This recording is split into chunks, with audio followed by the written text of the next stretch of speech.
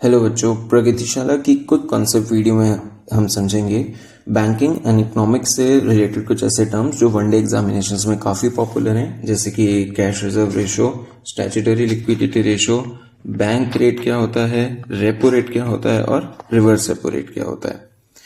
उससे पहले हम समझते हैं कि कोई भी बैंक जो होता है वो काम कैसे करता है।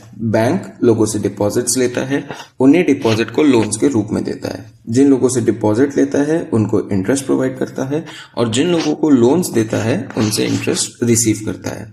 जो बीच का प्रॉफिट होता है वही बैंक का प्रॉफिट होता है। एग्जाम्पल के तौर पे अगर बैंक ने डिपॉजिटर से 100 रुपए लिए, डिपॉजिट करवाए, इन 100 रुपयों को उन्होंने आगे लोन के रूप में दिया। अब मान के चलते हैं बैंक इन डिपॉजिटर्स को 10% रेट ऑफ इंटरेस्ट देगा, तो बैंक इसी लोन को आगे 12% रेट ऑफ इंटरेस्ट पे लोन के रूप में देगा। तो बीच का जो 2% आएगा वो बैंक का प्रॉफिट है। अब आगे एक और चीज समझते हैं कि हमारे देश का और हर देश का एक सेंट्रल बैंक होता है। इंडिया के केस में यही central bank reserve bank of India है।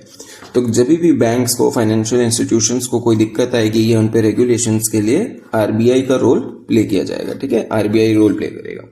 आगे चलते हैं। अब बात समझते हैं कैश रिजर्व रेशो और स्टैट्यूटरी लिक्विडिटी रेशो क्या है।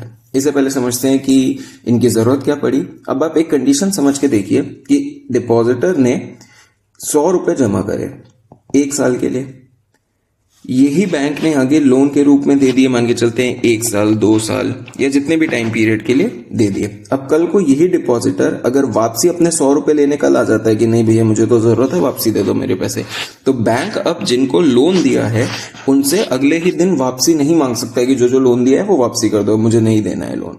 तो इस केस में तो अब आपको बैंक को, डिपॉजिटर्स को तो उनका पैसा देना ही है और आप उनसे पैसा भी नहीं ले सकते हो जिन लोगों को आपने लोन दिया है। तो अगर बैंक अब पैसा नहीं दे पाया तो बैंक दिवालिया हो जाएगा। तो इसी सिचुएशन से बचने के लिए आरबीआई ने कुछ गाइडलाइन सेट करी हैं, जिसके तहत किसी भी बैंक को, शेड्यूल कमर्शियल बैंक को, जो कि हम आगे समझेंगे कि क्या होता है, 2 टाइप के रेशोज मेंटेन करने होते हैं। सबसे पहला है cash reserve ratio and second है statutory liquidity ratio. Cash reserve ratio क्या होता है? कैश रिजर्व रेशो जितने भी डिपॉजिट्स बैंक के पास आ रहे हैं उन डिपॉजिट्स का कुछ परसेंटेज, जो कि 3 से 15% हो सकता है, ये वेरी भी कर सकता है अगर आरबीआई चाहे तो उस जो भी डिपॉजिट्स आए बैंक के पास, उस डिपॉजिट्स में से कुछ परसेंट जो आरबीआई के पास रखना होता है कैश की फॉर्म में, उसको हम कैश रिजर्व रेशो कहते हैं। अब इस कैश रिजर्व रेशो पे कोई भी इंटरेस्ट नहीं कमाता है बैंक, और ऑफ कोर्स क्योंकि ये आरबीआई के पास जमा हो गए हैं तो इनको लोन के रूप में नहीं दिया जा सकता है। दूसरा होता है स्टैट्यूटरी लिक्विडिटी रेशो। इस केस में भी जो भी नेट डिपॉजिट्स, एनडीटीएल जिनको हम कहते हैं, बैंक के पास जो भी आए हैं उन डिपॉजिट्स को बैंक को खुद के ही पास रखना होता है। इन बैंक को ये जो अमाउंट आया है, ये जो स्टैट्यूटरी लिक्विडिटी रेशो का अमाउंट है, इसको बैंक लोन के रूप में नहीं प्रोवाइड कर सकता है।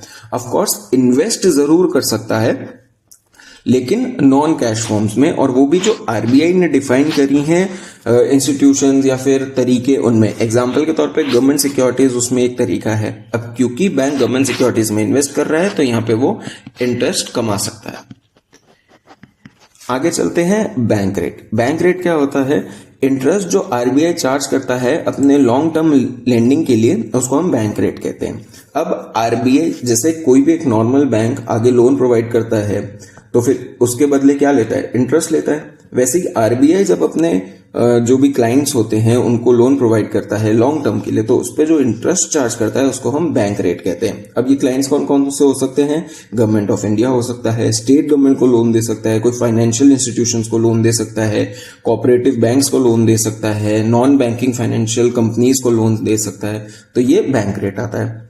आगे समझते हैं रेपो रेट क्या होता है। रेपो रेट होता है जब यही लोन शॉर्ट टर्म पीरियड के लिए होता है, शॉर्ट टर्म बोरोइंग करते हैं उसके क्लाइंट्स आरबीआई के, तो उसको हम रेपो रेट कहते हैं। ये ध्यान रखिएगा कि रेपो रेट जो होता है वो शॉर्ट ड्यूरेशन के लिए होता है, बैंक रेट जो होता है वो लॉन्ग टर्म ड्यूरेशन के लिए होता है। इसी में एक लॉन्ग टर्म रेपो भी आता है जो 1 से 3 ईयर्स के लिए होता है।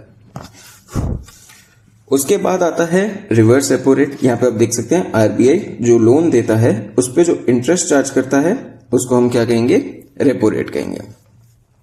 उसके बाद आता है reverse repo rate. Reverse repo rate RBI जो रेपो रेट होता है उसका कंप्लीटली रिवर्स होता है, यानी कि यहाँ पे आरबीआई जो था वो लोन प्रोवाइड कर रहा था, यहाँ पे आरबीआई जो है वो लोन्स लेता है और इसके बदले इंटरेस्ट देता है। याद रखिए जो रेपो रेट है वो LAF यानी लिक्विडिटी एडजस्टमेंट फैसिलिटी का पार्ट है। अब लिक्विडिटी एडजस्टमेंट फैसिलिटी क्या होती है?